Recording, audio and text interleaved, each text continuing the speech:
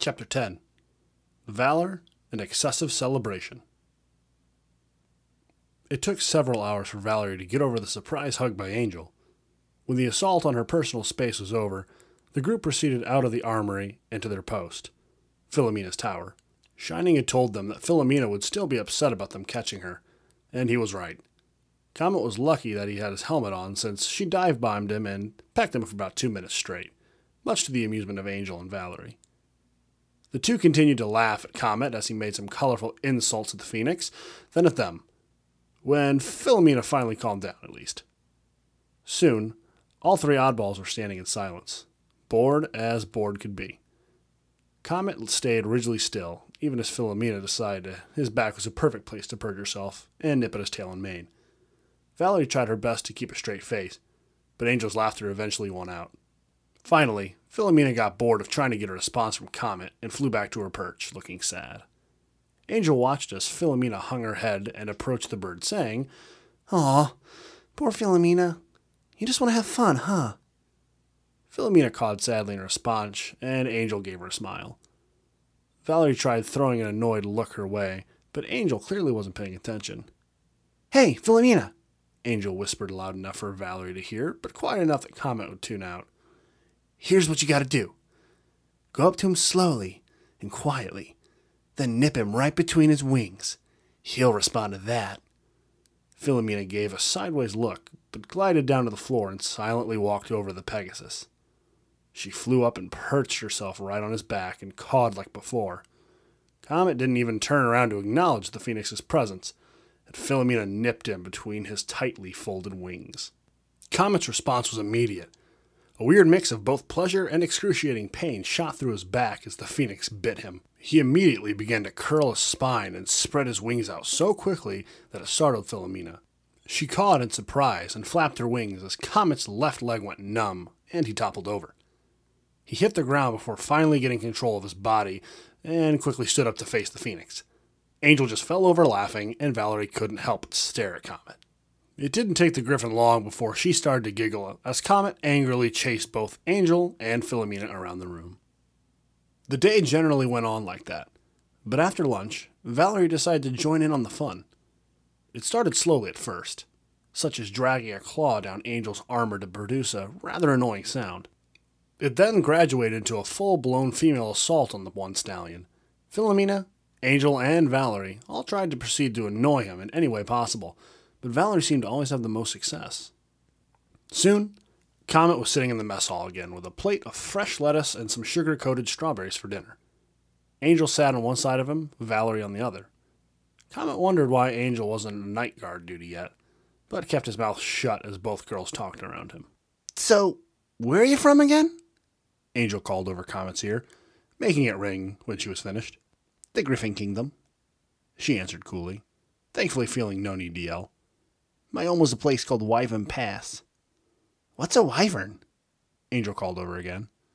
"A big, scary creature with a dragon head, 2 claws, breathes fire, and lives in the rivers and lakes," Valerie replied nonchalantly.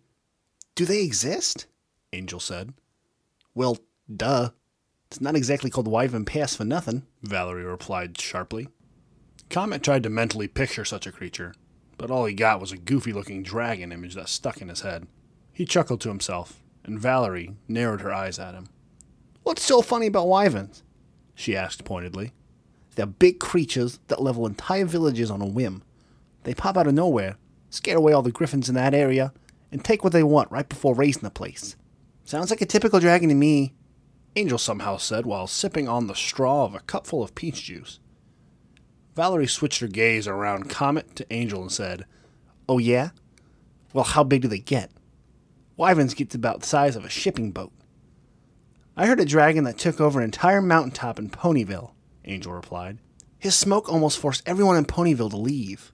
Valerie's face went from smugness to shock as she comprehended just how big that dragon had to have been. "No way," she said, backpedaling.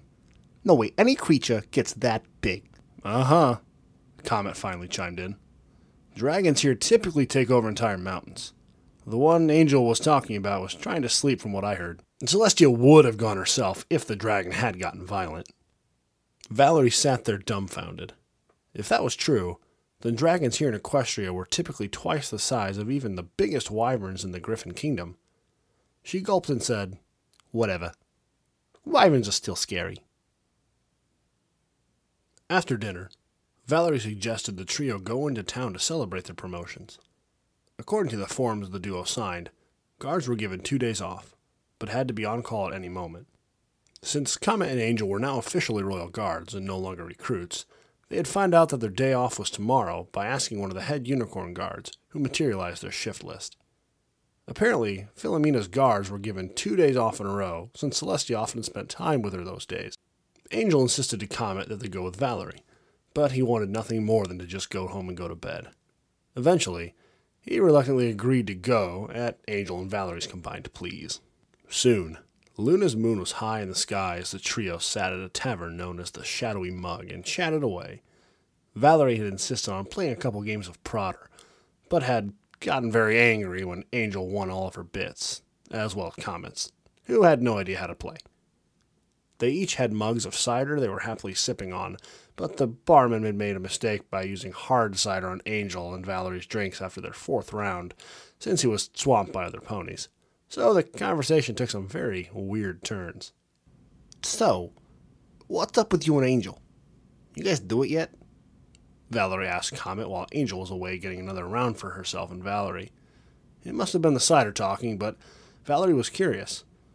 Comet and Angel seemed practically made for each other, but they didn't act like they had anything between them. She had been keeping an eye out for a nice griffin, but Comet was something new, like a toy. Comet utterly refused to answer that question until she threatened to ask Angel. "No, we're just friends, nothing else," he stated tersely. "Oh. So you're free?"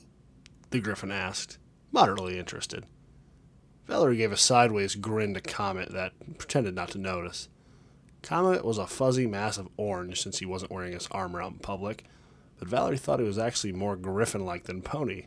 Most ponies were loud and just too friendly, like some griffin dumped sugar all over them. Comet was different in the way that he seemed not to care about her. She liked that. Not to mention he was cute as well. If Angel hadn't claimed him yet, well, there was no harm in her trying now, was there? Shoot. All she had to do was put a beak and claws on Comet, and he'd be the striking image of a griffin. Angel returned in a haze and drowned her 7th mug as Valerie emptied her 9th. Comet had barely finished a 2nd, which she felt was a good thing. Angel and Valerie didn't realize it yet, but they were actually causing quite a scene. They laughed way too loudly, shouted to each other, and even began to throw a couple cards out of the deck they were playing Prodder with. One even managed to get it into another pony's drink, and Comet finally decided it was time to take them back to the castle. After using Angel's winnings to pay for their drinks, since it was Comet and Valerie's bits as well, he herded the 2 of them out of the tavern and back to the castle. Along the way, Angel somehow fell asleep while trying to get inside a shop window, and Comet started to carry her back, with a tipsy griffin snickering at him the whole way. "So, what is going on between you two?" Valerie asked. "I said nothing. We're just friends," Comet replied a little too quickly. "Doesn't seem like it," Valerie mumbled. "Seems like you take extra special care of her. I mean, look at you, carrying her on your back like some sort of hero." "Friends just do that for each other," Comet answered defensively. "Yeah, but they usually don't put them on their back and carry them." Valerie had a sly grin across her face, and Comet tried to ignore it. "You like her, don't you?" Comet didn't answer, and Valerie continued.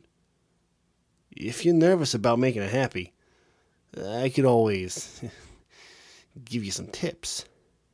Comet shot her a glare, and she laughed loudly again. It was only after they had reached the castle did Comet finally set down the snoozing Angel.